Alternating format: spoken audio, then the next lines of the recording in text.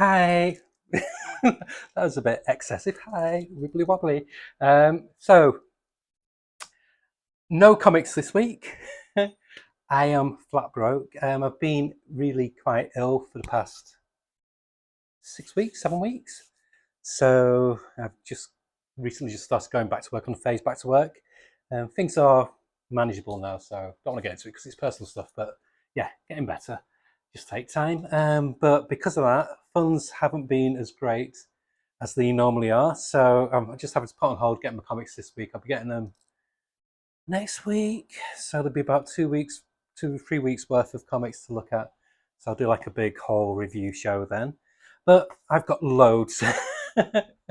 I'm just looking around my tiny flat and I've got loads of stuff I can recommend. And I read a book I've not read in ages, and I realise now I have not read it in ages. It's fantastic, but I'll get to why. You'll realise as I describe it why I've not read it in a long time. But it's a book by one of my all-time favourite comic writers. He's from Burnley, so quite close to where I live. I was originally born in Blackburn, which is in Lancashire, and Burnley's just like 4 or 5 miles away from Blackburn, if I remember rightly. I was really little before when I moved. Um, and he burst into the comic scene in the 80s with a magazine called Crisis, and he did strips of 2000 AD as well.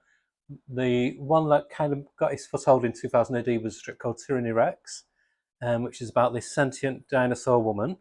It's 2000 AD, you can do that. It was like an intergalactic kind of like bounty hunter adventure kind of thing. It was very off the wall. I didn't really warm to him when he did that. He had artwork by Steve Dillon, and I know this is scandalous. I wasn't a huge fan of Steve Dillon back in the day. I love him now. I loved him when he came on Preacher and Hellblazer and that lot. But before then, his artwork was a bit different. He went really good when he did Judge Dredd, but then he went really, really loose, and then he kind of like got this nice balance of looseness and a bit more tightness and inking style with his later stuff, what he did with DC. And this is really waffly, isn't it? I've gone really off tangent. I wasn't talking about Steve Dillon, but I love Steve Dillon anyway. Rest in peace. But the writer, he also did like I think he did like a few Future Shocks and whatnot. But then he did stuff later on. He did a few strips of the last run days of Road Trooper when it was a black and white strip before it got relaunched again and revamped by Dave Gibbons and Will Simpson. Um, and he did a book called Killing Time,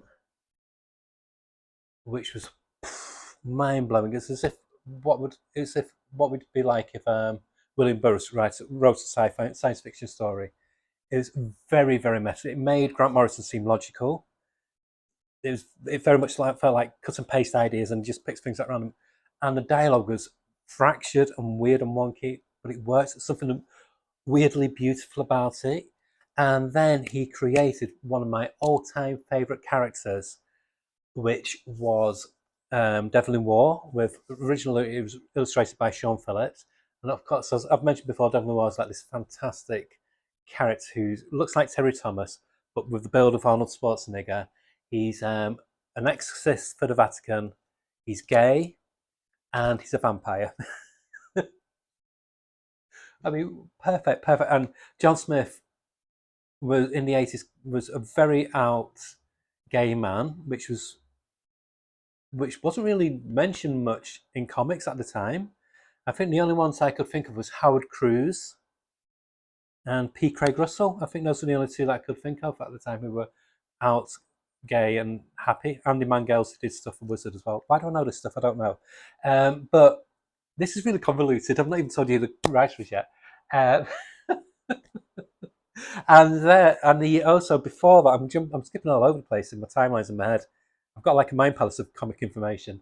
Um, before that, 2000 AD did a shoot off comic called Crisis, and there was a strip in that called New Statesman, and John Smith. There we go. That's the writer. It's John Smith who's the writer who I love, but you don't hear much of him. He's very much a recluse. He's an enigma. He wrote this brilliant, brilliant, brilliant superhero story with illustrations by Sean Phillips. And I think Duncan Fegredo came on later on. Why do I know this stuff? This was back in 88, 89, something like that, which is like really cool, almost like a political look at superheroes. And also for Crisis later on, he did a comic strip. It's about 8 episodes called Straight Gate, which was like a satirical look about gay, trying to kind of like pray, kind of like the pray the gay way kind of thing. What was going on in the world, um, and like I said, he did definitely more, and he did Killing Time, which became known as later on as Indigo Prime, which is amazing. Ketsup W now has taken over the writing juice of it. It's still very, very good. Wonderful, wonderful series. If you can find collections of them, I do recommend you buy them. But this is really waffly. But he then did a series. I mean, think about it. 2000 AD, you can buy 2000 AD in Tesco's, what used to be WH Smith's, any newsagents, buying comic shops, etc. There's no like age restriction on it. But in the about 2010, stuff like that, 2009, he did a strip called Cradlegrave with art by Edmund Bagwell. I think Edmund Bagwell, sadly, I think he passed away. If I remember rightly, I think he unfortunately passed away from cancer. Can't Google it because I'm looking at my phone. Yeah, but I think unfortunately he did pass away. Fantastic artist. But yeah, Cradlegrave. And I've never read a comic strip like this. I've read a lot of horror. Back in the 80s, there used to be a strip called Faust, which was meant to be the most balls to the wall, shocking, disturbing horror superhero comic. It was all right. it, I've said on threads about this. It felt like an angry teens wank fantasy of what they can do for horror. It's like this weird, porny horror thing with blood and boobs everywhere. It's a bit naff. Artwork was fantastic, but it wasn't all that great. I know it's edgy and people think, oh, it's really cool because it's got violence. No, it's all right. But Cradlegrave, this I will say is the most disturbing horror book. I've read lots of horror, a lot. I felt a bit like Donald Trump. Lots of horror. I've read all the horror, and this is in comics. This is for me the most personally chilling and disturbing one. It gets like um, a brainworm in your head. So you know what RFK Jr.'s got, and it burrows in and it settles there. And what's amazing about it, it's a real masterclass in how to do horror. It's not what it shows, it's what it doesn't.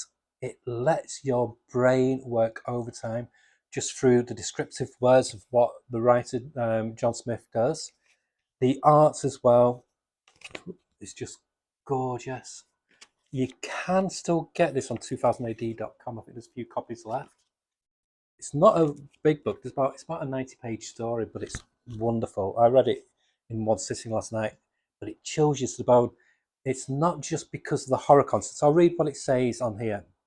It says, after serving 8 months at a young offenders institution for arson, Shane Holt returns to his home on the Ravenglade estate during a long, hot summer.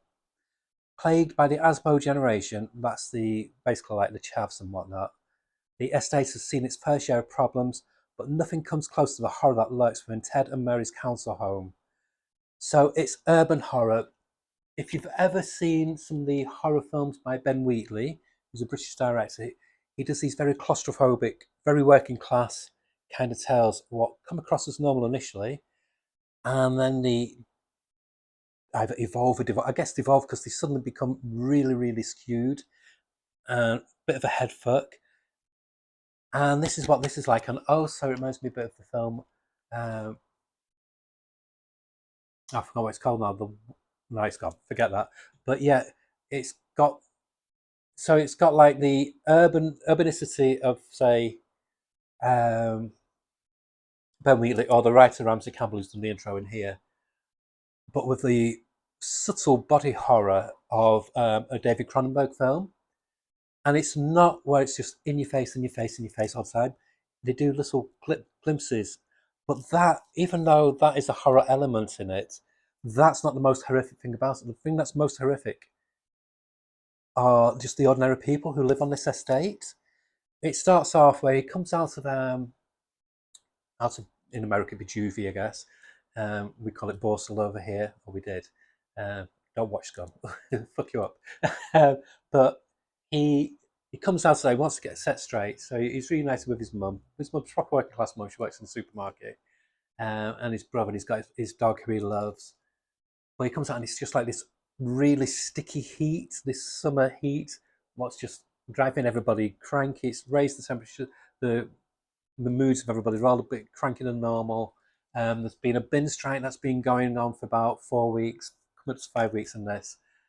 So they've got this pungent, toxic smell that's hanging in the air all the time because the heat's bringing it out more. And of course, you get infestations of rats, vermin, and insects, etc. Everything that goes associated with waste that doesn't get picked up.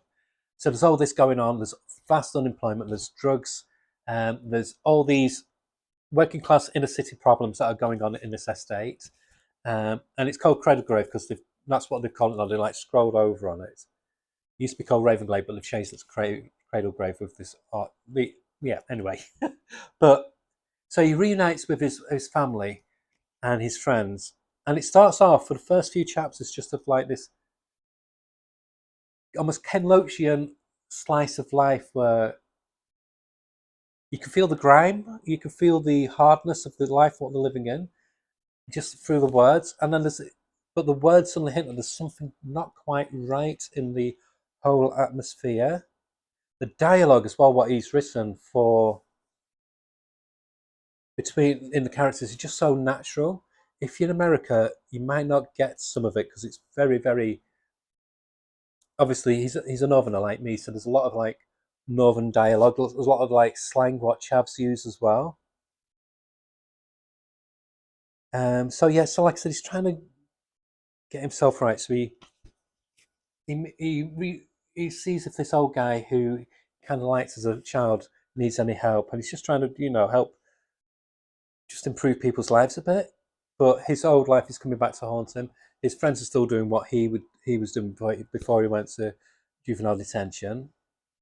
I just want to I'm going to pause it for a second because I just want to find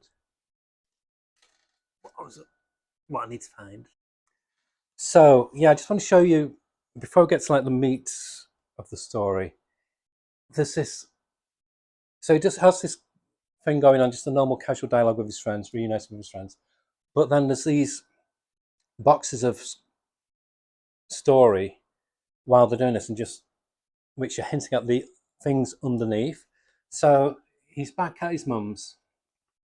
And he's back in his old room where he's not seen for 9 or 10 months. And it says his room was the same. It was him who changed. That's what being inside did to you. It shrank your horizons, but opened up your eyes to a whole different world. He'd slept in the same bed since he was 6 years old, but now it all felt so different. Foreign, cramped, confining as a coffin. The bed too soft and the room too quiet after his stretch in Thornhill. Trying to sleep, remembering the fears and anxieties he'd wrestled with here. Feverish with measles as the shadows moved and twitched, monster frights under the covers, scratchy, burnt twig hands with too many fingers, plucking at the quilt, hot, rank breath like rotten meat, faces at the window, peering in. And as he's saying that, his brother sneaks in through his bedroom window. So already there's this tension ramping up very subtly, even though there's nothing being horrific so far. And then it goes on to this. So he settles back to sleep, but his sleep's disturbed, and it says, "Fitful dreams lit by firelight, down, down, down, the rusty spiral staircase into a forest of puppets. Operating rooms, doors swing open onto the gutting bays, clang of anvils, sniffle of wet razors on leather strops, babies crying like pigs in the abattoir, something dying, something being born." I mean, that imagery from those words, it just already I could feel my stomach go whoop. That especially babies crying like pigs in the abattoir. It's just this feeling of natural words, but put in sentences together, sort of unnatural and chilling.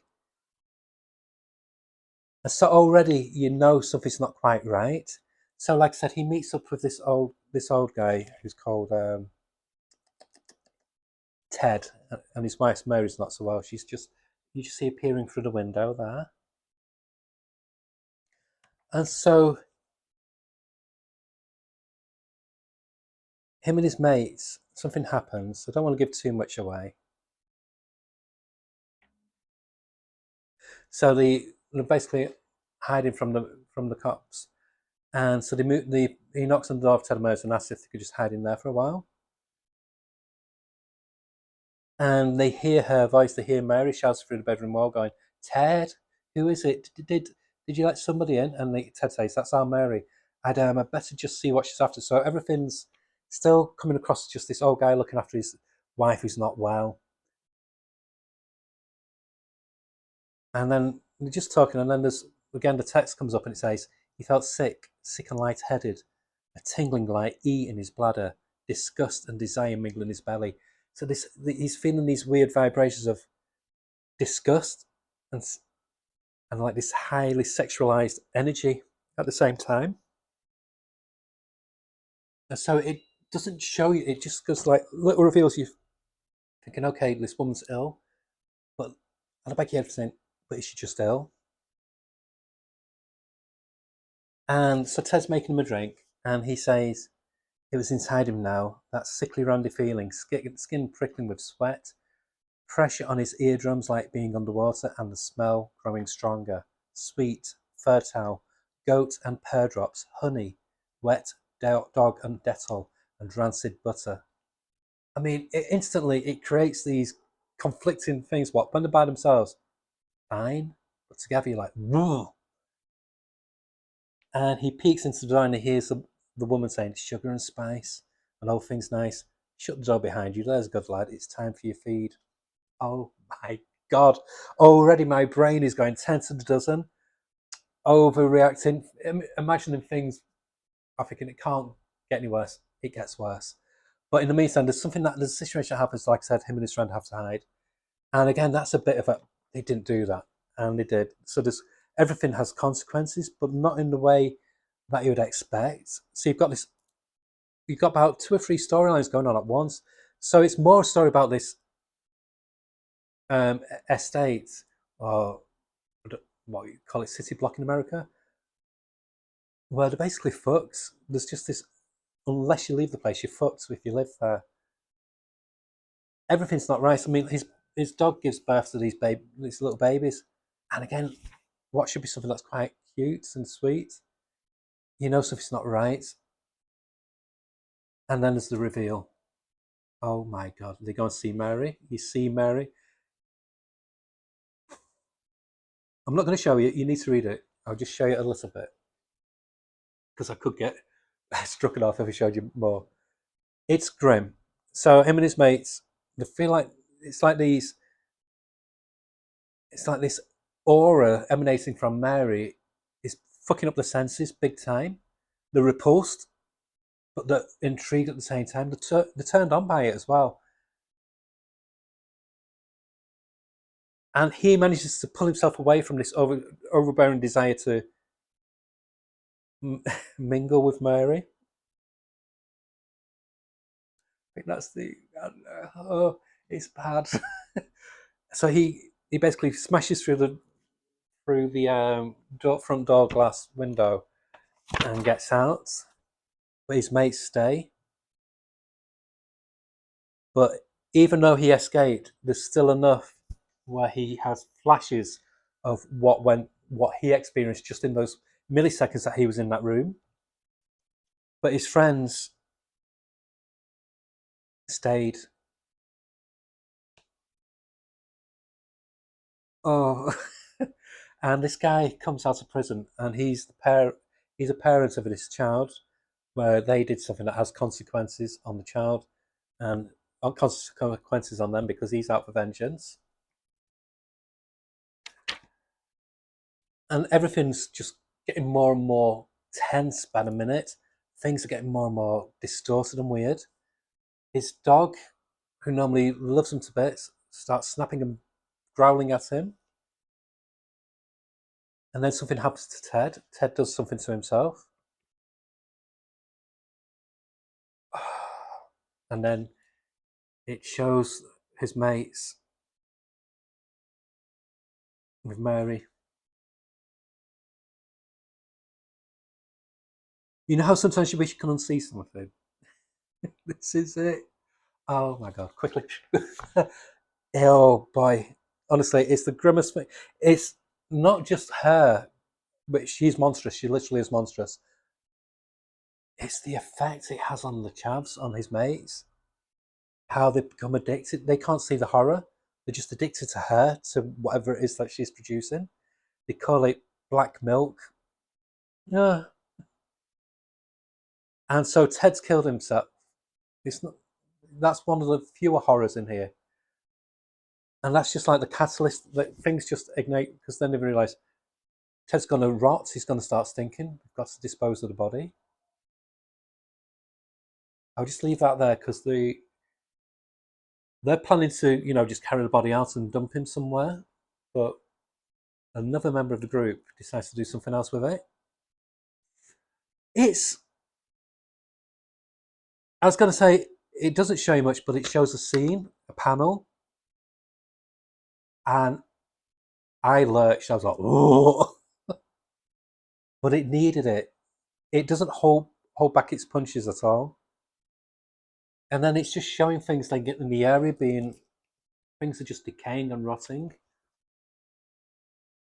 and whatever is in this woman is fumigating the whole area, and it's affecting everybody's minds and mentality,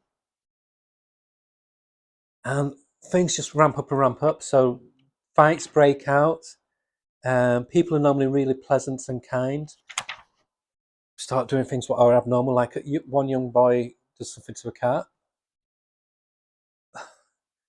and this girl goes to buy 2 kebabs for her dad and her, and it didn't register at first, but then you look at the panel showing this kebab skewer afterwards,